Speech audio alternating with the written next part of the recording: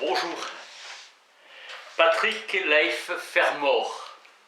Dans la nuit et le vent. À pied de Londres à Constantinople, 1933-1935. Un prodige d'humanisme, de paddy, comme il aimait être appelé.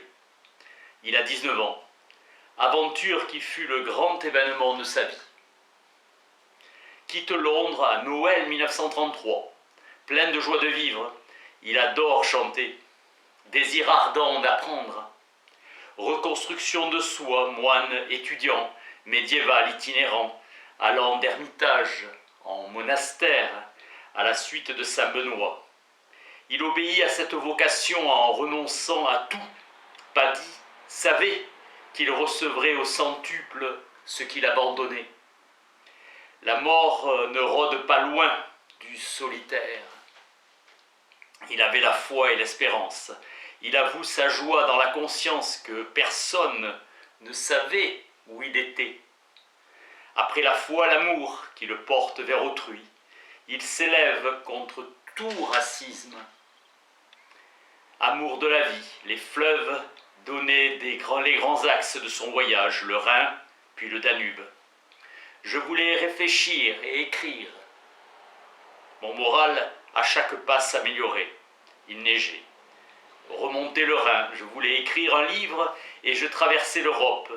Mon linge bien repassé, soigneusement plié, reposait dans mon sac. Le paysage se modifiait lentement. Je chantais, la pluie transformait la neige en gadou. Dans les auberges, on m'offrait du pain et du fromage ou encore du café et de l'eau-de-vie, de framboise. Vagabond le long des berges, j'aurais aimé m'établir pour y écrire, plonger dans la méditation pour l'éternité. La pluie et la grêle me frappent.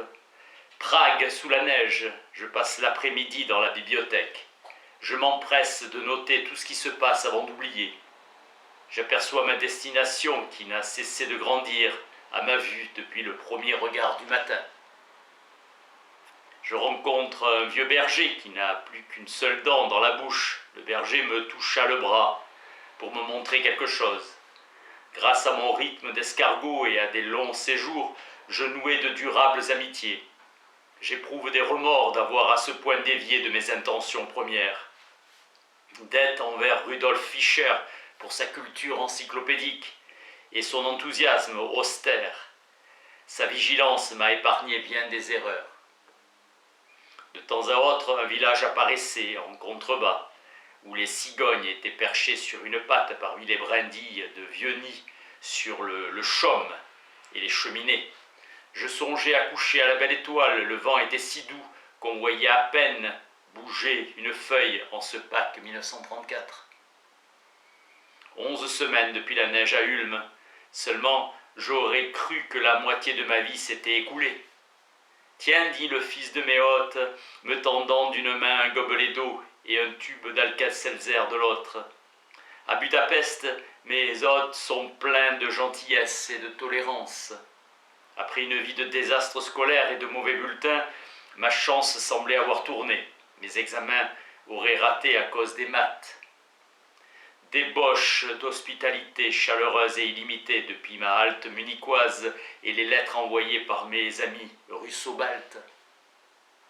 J'étais plein de gratitude à l'égard de mes bienfaiteurs.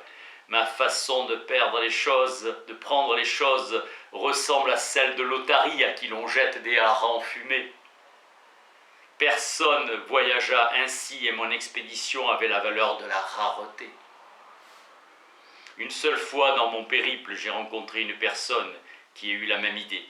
La grande plaine hongroise.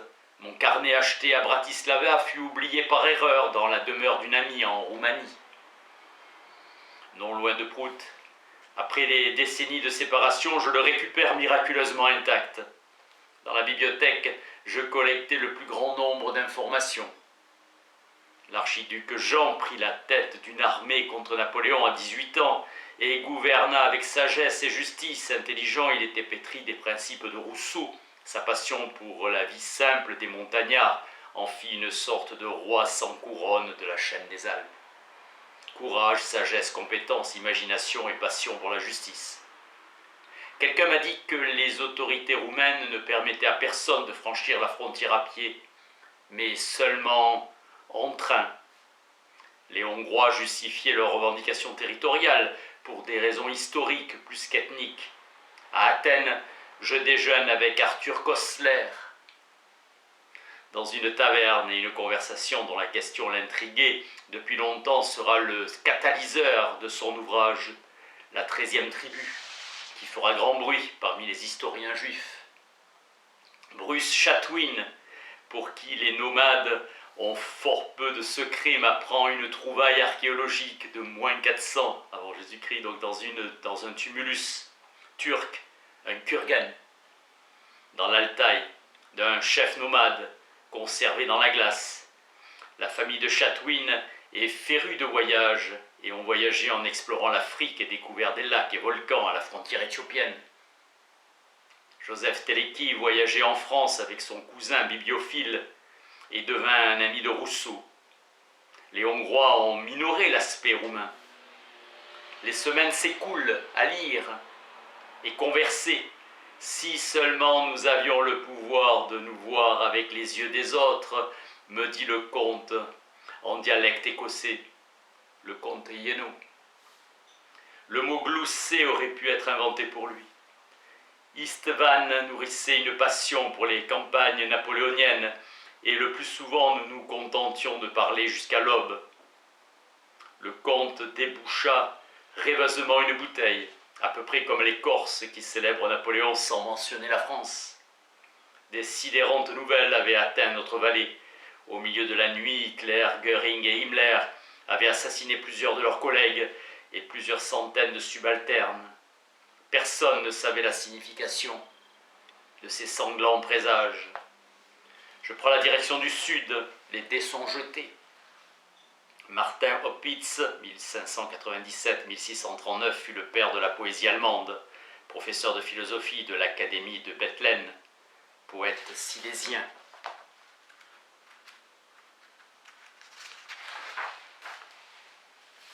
Les vers commençaient à produire leur effet, ce qui nous amena à parler de la vision double.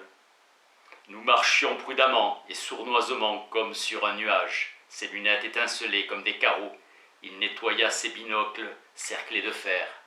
Le lecteur estime peut-être que je m'attarde trop sur ces considérations. Je le pense aussi. Le plateau des Carpates, les montagnes de Tatras, la Bohême, la Moldavie, ô combien étroits sont les liens qui unissent la géographie de l'Autriche-Hongrie et de ses voisins avec le monde romanesque des générations qui nous ont précédés. Des royaumes imaginaires usurpés par des tyrans et bouleversés par la course au trône, conspiration de palais et reines confinés dans leurs tours.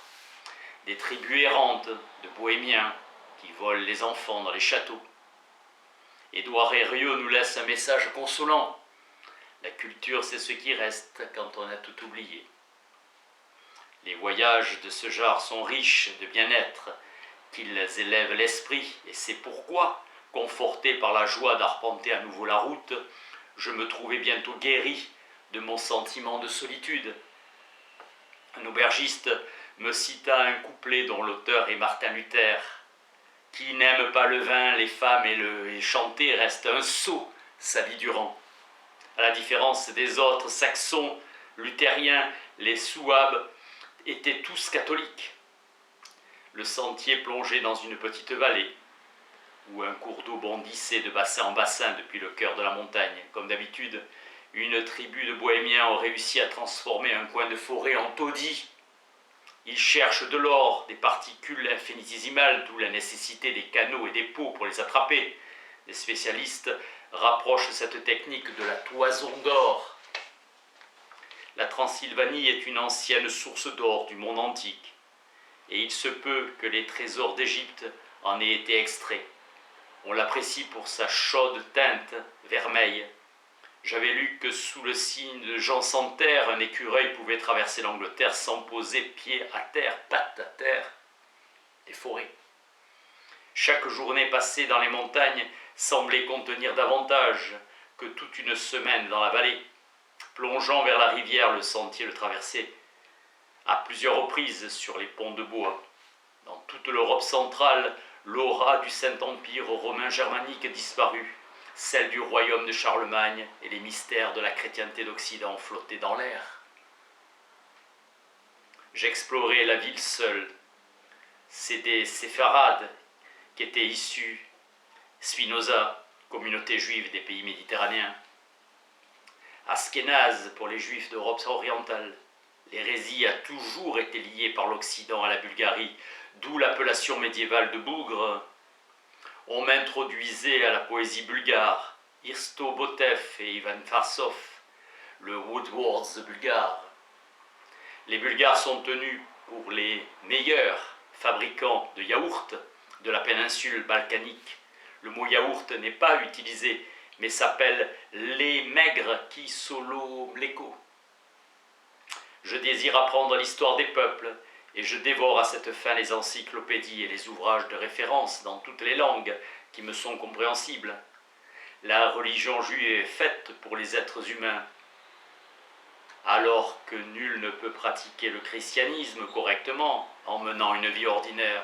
À moins d'être des saints, vous êtes toujours en disgrâce. Le juif a des règles commodes qu'il ne doit jamais enfreindre, c'est tout. C'est facile d'être un bon juif, impossible d'être un bon chrétien. Résultat, le juif est heureux et de sa religion, le chrétien malheureux. Grande beauté des femmes à Bucarest, des grands yeux avec des maquillages complexes. La beauté des Roumaines m'a vivement frappé. Friedrich Werner von der Schlüt-Wellenburg déploya ses talents diplomatiques pour renforcer la paix entre le Reich et l'Union soviétique.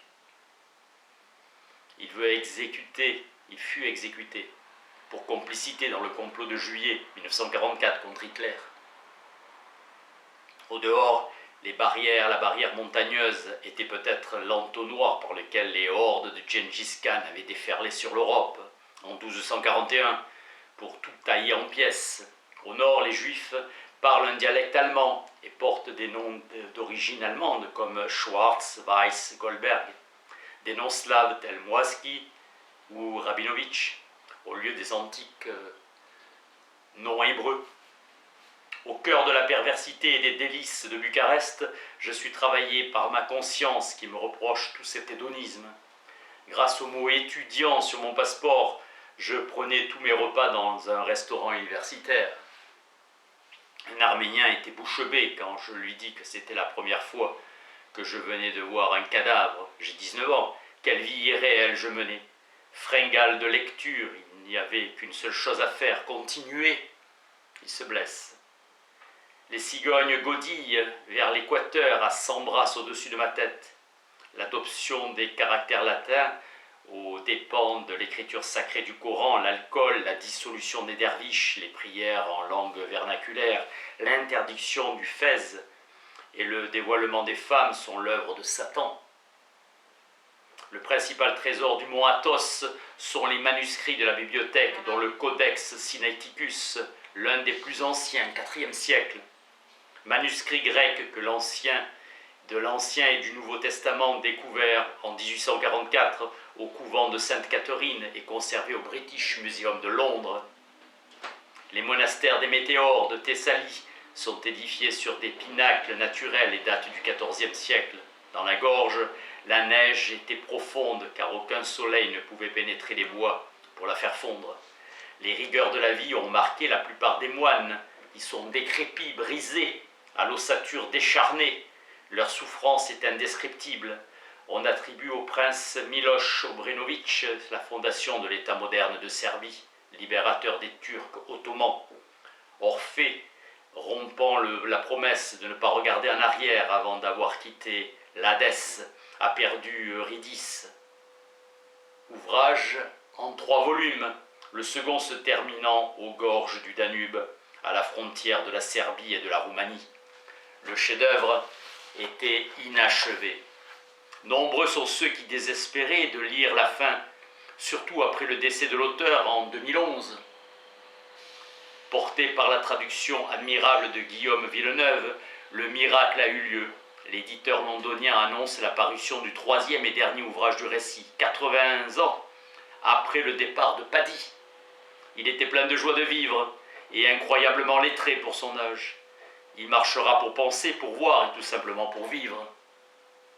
Une reconstruction de soi, appel du Wanderer. La fortune sourit aux audacieux.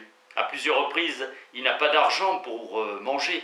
La livre sterling envoyée par semaine a du retard par la poste. Il a une fascination pour les ermites, les bergers et autres pêcheurs. Ils ne dépendent de personne et cela est très enviable. C'est l'amour de la vie qui le porte à autrui. Cet ouvrage de sa trilogie aurait ravi le francophile Pali. C'est la vertu du poète de nous dire plus que ce qu'il semble dire, et Leif Fermor était un poète. Merci.